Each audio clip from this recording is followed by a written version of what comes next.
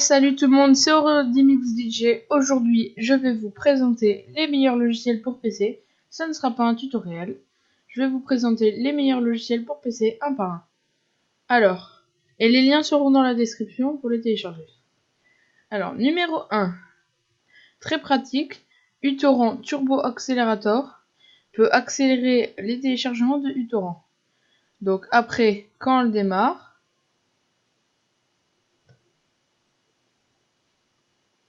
donc là on met la croix.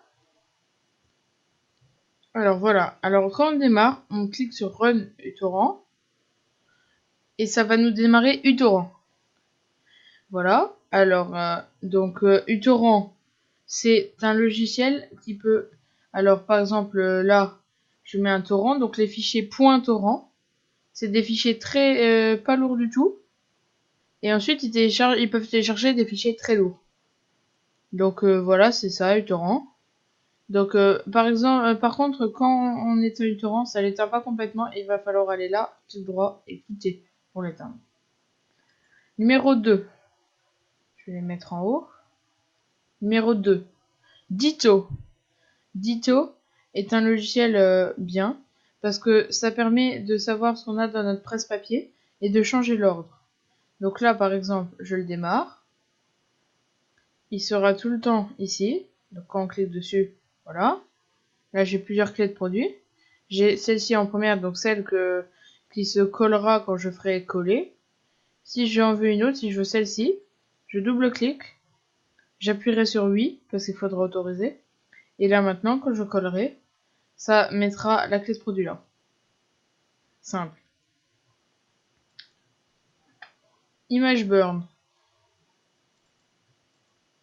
Alors, ce logiciel, c'est pour graver les CD, ou alors pour éditer des CD ou des choses comme ça. Par exemple, là, on peut créer un fichier ISO à partir d'un disque.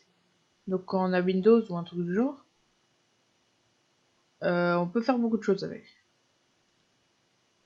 VLC Media Player, c'est un logiciel de lecture de vidéos qui est bien utile, qui peut lire les MKV, alors que le Windows Media Player ne peut pas. Voilà. Donc ça ressemble à ça, on fait ouvrir un fichier, on choisit son fichier. Alors, celui-là, Filippo App Manager, il est aussi bien parce que c'est pour vérifier si vos logiciels ils sont tenus à jour ou pas. Donc quand il démarrera, il vous dira les logiciels, il analysera et il vous dira les logiciels qui ne sont pas à jour. Voilà, ça analyse. On voit des données, oui. C'est gratuit, tous les logiciels que je montre sont gratuits, ou alors c'est des versions d'essai. Voilà, alors là, j'ai la mise à jour d'Opera à faire, et la mise à jour de WinRAR. Ensuite, on peut voir toutes les applications qu'on a installées, les mises à jour ignorées. Voilà. Il nous donne aussi les versions bêta des mises à jour, par exemple là. Version bêta. C'est pas des versions... Bon, vaut mieux pas les mettre parce que ça fait bugger le logiciel. Ensuite, Driver Booster 4. C'est pareil que Filippo App Manager, sauf que c'est pour les pilotes ou les drivers. Donc c'est pour mettre à jour vos pilotes. Donc là, quand ça démarrera...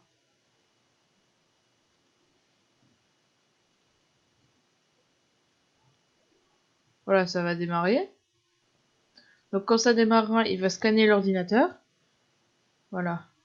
Donc là, il analyse l'ordinateur. Donc là, ça fait 6 jours que je l'ai analysé. Donc, alors, c'est payant. Mais il y a une version d'essai gratuite où on peut quand même mettre à jour les pilotes. Quand on paye, on peut en mettre plusieurs à jour en même temps. Beaucoup plus que là. Mais c'est pas grave, on n'a pas besoin de le payer. Et la version d'essai est illimitée. Donc là, voilà. Donc tous les pilotes sont à jour. Voilà. Vous voyez là, pour la mise à jour de un appareil en plus, il faut mettre à jour vers la version Pro. Donc là, tout est à jour, ça le met là. À jour, à jour. Quand c'est pas à jour, ça dit antiquité ou un truc du genre. Voilà, donc là, je peux le fermer. Il n'est pas fermé non plus, il est là. Donc on doit faire quitter pour l'éteindre. Ensuite, ce logiciel là, Is US Partition Master, il est bien, même si c'est la version d'essai du logiciel. Mais pour le moment, il m'a jamais demandé de payer, donc ça va.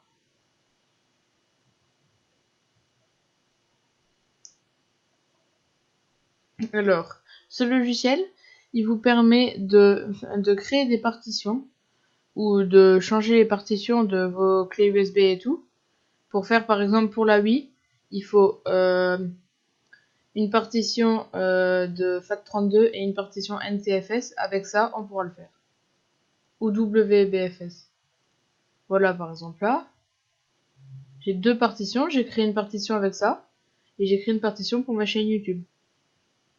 Donc après, on fait ce qu'on veut. On supprime la partition, on la formate, on l'efface. Ensuite, pour créer une partition, on fait clic droit, redimensionner. On enlève le nombre, là c'est écrit là, on enlève le nombre de mégaoctets qu'on veut avoir sur la partition. Donc par exemple là 10 Go. Voilà, charge. Voilà, donc là ça sera celle-ci, 10,46 Go. On fait clic droit dessus, on fait créer la partition. On met notre nom de partition. Alors, ensuite on change pas ça. Là on choisit notre lettre de lecteur. Le système de fichiers, donc il y en a plein. Ensuite, la taille de secteur, non, c'est bon par défaut. Et on fait confirmer. Voilà, donc ça sera, elle n'y sera pas tout de suite parce qu'il faudra appuyer sur le petit là, le petit V. Appuyer sur oui. Sauf qu'il faudra redémarrer l'ordinateur pour créer la partition. Donc là, je vais pas le faire. Voilà. Normalement, il est temps. Voilà. Ensuite, en parlant de oui, ce logiciel, il est bien parce que il va vous permettre de, voilà. Alors, par exemple là.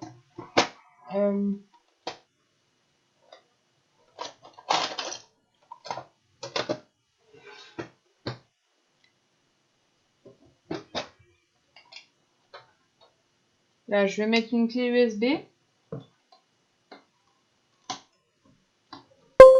Je viens de mettre une clé USB où il y a plusieurs jeux Wii dessus. Voilà, donc là, il va me mettre que je peux pas l'utiliser, la clé USB. Windows va me mettre ça. Mais avec ce logiciel, je peux lire les jeux qu'il y a dessus. Donc, c'est la clé D. Donc là, je vais choisir D. Charger le lecteur. Voilà, et là, j'ai tous les jeux que j'ai sur la clé. Et la place. Ensuite, là, je mets le jeu que je veux. Je prends un fichier ISO ou un fichier RAR. Les fichiers WBFS, ils sont pas compatibles avec le logiciel là. Mais dans une autre astuce, je vous montrerai comment les convertir. Voilà. Alors, et ensuite, eh ben, on choisit ce qu'on veut. On le met sur le lecteur et puis c'est bon. On a les jeux sur la clé. Voilà. Si on a une autre clé et qu'on veut la convertir en WBFS, donc on va la mettre. Là par exemple, je vais en mettre une.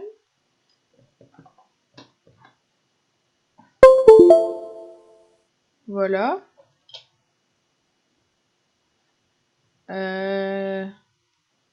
Donc là c'est elle s'appelle vide. Donc c'est la D, donc ça fait ça. Donc quand on cliquera sur charger le lecteur, ça dira qu'une erreur est survenue. Donc il faudra la formater, donc on cliquera sur formater. Oui. Là normalement ça marche. Donc si ça marche pas, c'est pas normal. Faut changer de clé. Mais si ça marche, notre clé est en WBFS. Et ensuite on peut la charger et mettre les jeux qu'on veut dessus.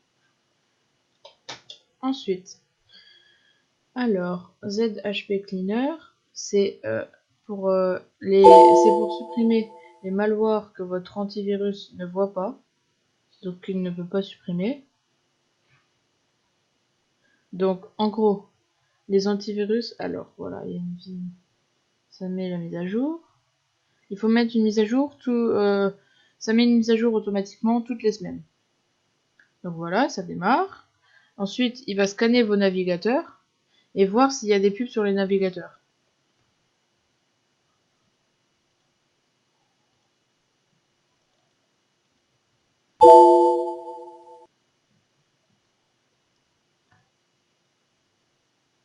Voilà. Donc là, on peut nettoyer les navigateurs pour enlever les pubs. Donc on clique sur scanner. Là, ça nous donnera le nombre de malwares qu'on a et le nombre et le pourcentage.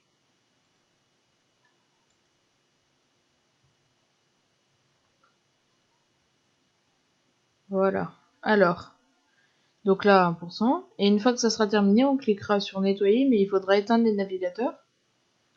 Et ça supprimera ce qu'on veut. Mais il faudra redémarrer l'ordinateur, parce que sinon, bah, il vous le dira de toute façon. Là, je vais annuler.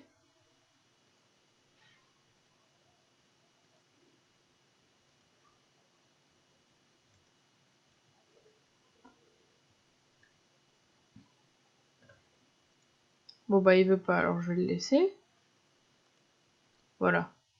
Alors, ensuite, MKV Toolnix, c'est bien, parce que, par exemple, c'est pour enlever des pistes d'un MKV. Donc, je mets mon film dessus, ça va démarrer.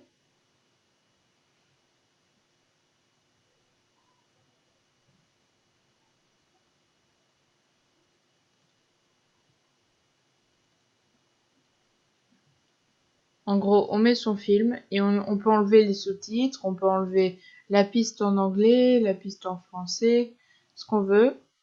Parce qu'il y a des fichiers MKV du genre des films qui ont plusieurs langues. Par exemple, là,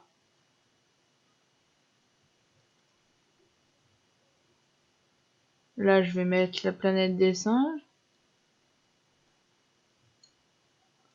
Ouais, donc là, ça fait 7 Go, donc il nous dit tout. Voilà. Alors là, on a toutes les pistes, les chapitres et les valises. Donc là, il y a une seule piste vidéo en anglais. Les pistes audio, il y en a une seule en français. Il peut en avoir plusieurs, donc on désactive celle qu'on veut. Les sous-titres, il y en a, donc si je veux, je peux les désactiver. Et quand j'ai choisi ce que je voulais pour mon film, je fais lancer le multiplexage et ça l'enregistrera au même endroit que le film, avec un petit 1.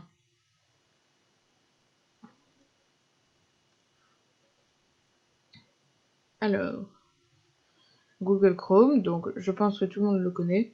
C'est un navigateur simple. Donc là, j'ai mis plein de bloqueurs de pub, mais ça va. Donc rapide. Hein. Ça dépend du débit de la connexion. Donc dessus, on va sur Internet, hein, c'est simple. Voilà. Donc quand on a un iPhone, un iPod ou un iPod Nano, on aura besoin de iTunes pour mettre des musiques dessus. Donc pour mettre une musique, c'est simple. Là, ça démarre.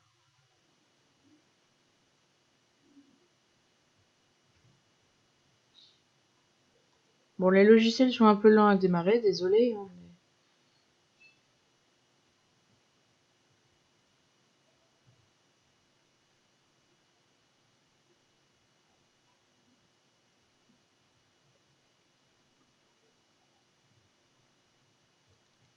Bon, alors le temps que ça démarre, je vais vous montrer Camtasia Studio 8 ou 9. Ben là, c'est le 8 que j'ai, qui est utile. Alors, pour là, par exemple, là, je suis en train de filmer avec Camtasia. Là, je suis en train de filmer avec Camtasia. Donc, Camtasia Studio, c'est bien parce que on a un éditeur de vidéo dedans, donc intégré dedans. En plus, on peut filmer son bureau avec. Donc, on a de 2 en 1. Donc, c'est bien. Là, voilà. Record de screen, je choisis ce que je veux. Puis, je fais un montage de vidéo. Comme je veux.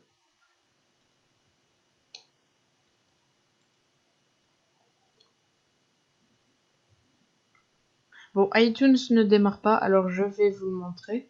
Alors, je l'avais déjà mis dans mon ancienne vidéo, les meilleurs logiciels pour PC. C'est un logiciel, donc pour gérer notre musique. sur nos logiciels, sur nos... Ah bah voilà, il démarre. Sur nos utilitaires iPod, iPhone, iPod Nano, tout ce qui est Apple. Alors moi j'ai un iPod Nano, donc je vais le brancher après. Une fois qu'iTunes sera démarré.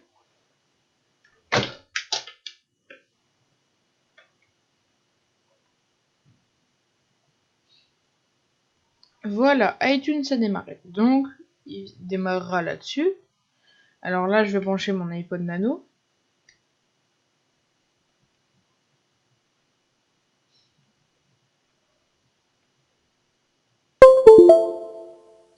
Voilà, ça détecte l'iPod, ça charge. Bon, ça bug.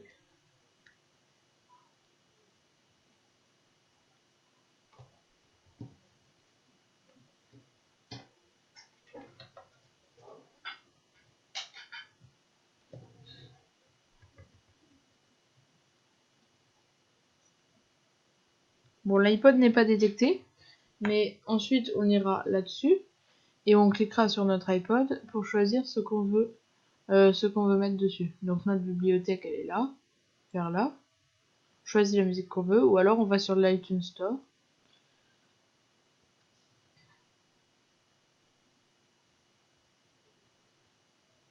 Bah, il reconnaît pas mon iPod.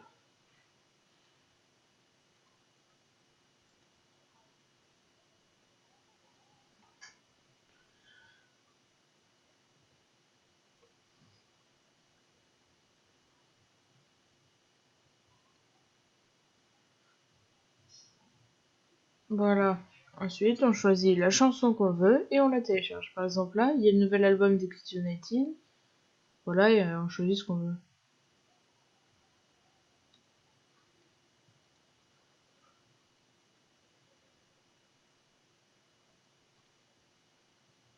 Et c'est terminé pour cette présentation des meilleurs logiciels pour PC, Windows 8, Windows 7, Windows 10. À bientôt pour un nouveau tutoriel, une nouvelle vidéo. Abonnez-vous et likez la vidéo. À bientôt.